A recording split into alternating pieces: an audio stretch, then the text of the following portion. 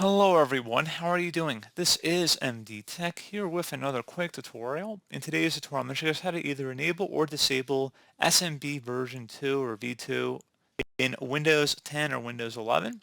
So SMB stands for Server Message Block, and basically it's just a network file sharing protocol that allows you to share different data between different devices. So there's SMB version 1, 2, and 3.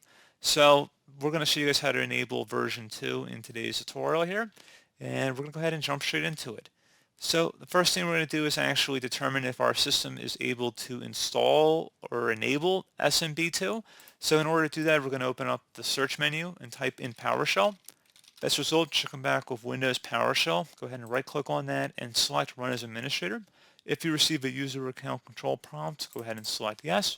And now I will have a few commands in the description of the video. So the first one's going to be just to determine if we can actually run SMB2.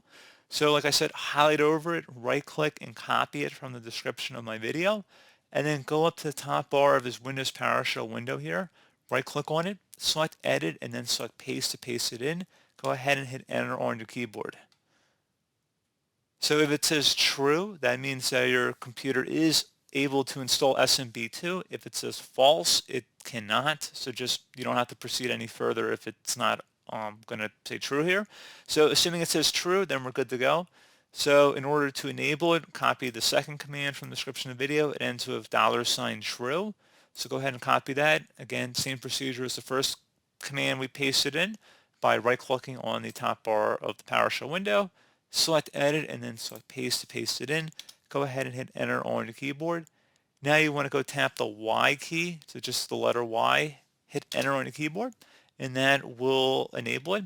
So if down the road you wanted to disable it, I will have a third command in the description of the video. Again, this is to turn it off, so just so we kind of go from start to finish here, and then if you wanted to undo it, we can turn it off as well. So it's the same command as the first one, except it has $false at the end instead of $true.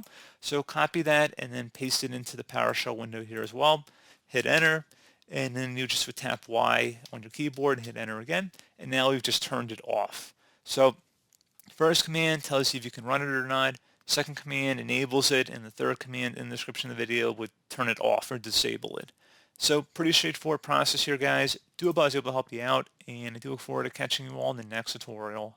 Goodbye.